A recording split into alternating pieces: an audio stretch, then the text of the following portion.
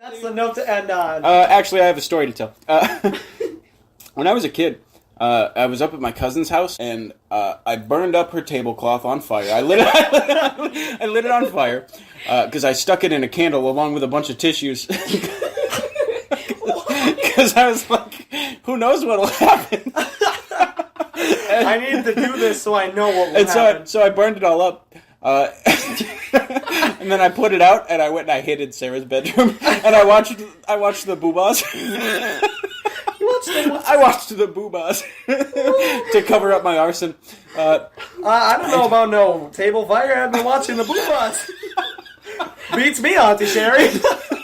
And they came in several times, and it's a weird, vague memory where I remember their heads coming out like all cartoon sideways from the door, and like, did you burn something? And like, no, it wasn't me. And they go, the tablecloth is burnt. And then it was like, no, not me. Just watching the Boohbahs. Sure sucks. Whoever did that, though. Huh? So how'd you get away with the gauge? I didn't. They caught me. They knew I didn't. Wait, they this knew kid's never watched the Boohbahs before. I was a little too old for the Boohbahs. I was like probably like 11. And so I burned up all their tablecloth, and yeah, I didn't get away with it. I got caught because I was 11 and burning shit in the house. We knew you weren't watching the Boohbahs, Gage. You're 11. You should be looking up big boobies on Google. Big old ham titty. No, they were like, don't do that. And so That was the lesson?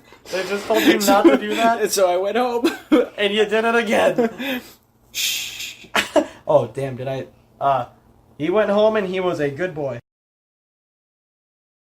Ever since we talked last time about the whole thing with the people with the weird colored auras that would talk to me and your mom as kids, oh, Jaden, yeah. that kind of fucked me up. What? That kind of fucked me up. Somebody tell me what's going on.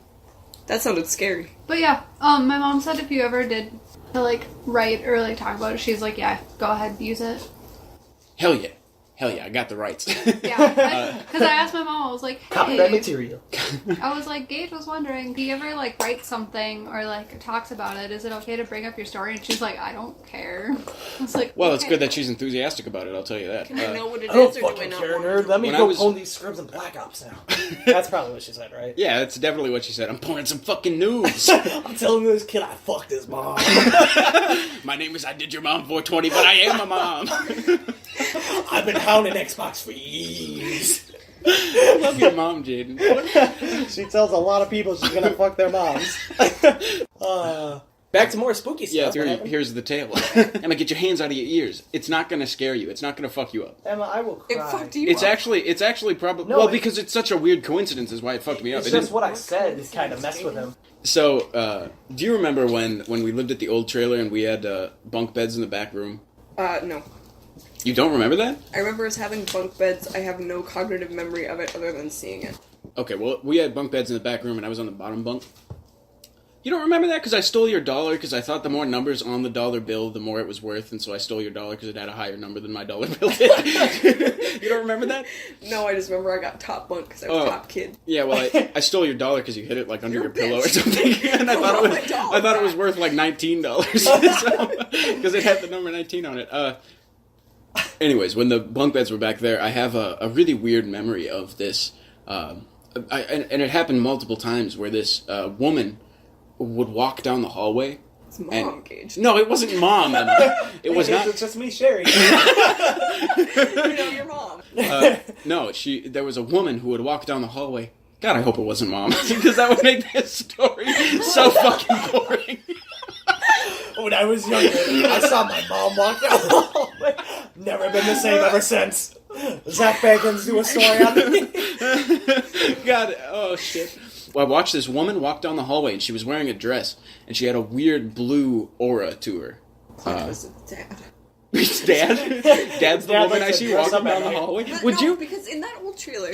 Would you fuck right off and let me tell my story? I need to point something out, though, because in that trailer, in the back room, my room was in the back after we moved the bunk beds out, and there was a big side window on the wall, like it was a huge window, and there was a street lamp right outside of it, and so that would let in, on all the windows that would go down the trailer wall, that would let in a weird light. It wasn't mom in a weird light. I assure No, you. it was dad. That's what I'm saying. Okay.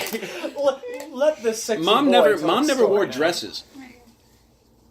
She wore nightgowns once in a while. But I would watch this woman walk down the hallway, and she would come and she would sit at the end of my bed, and she would tell me encouraging things. And she would say things like, you need to believe in yourself, and stuff like that. And she had a weird... Why the hell she told me anything? Because you're on top. Because you're on the top bunk, and she can't sit on the top bunk. But...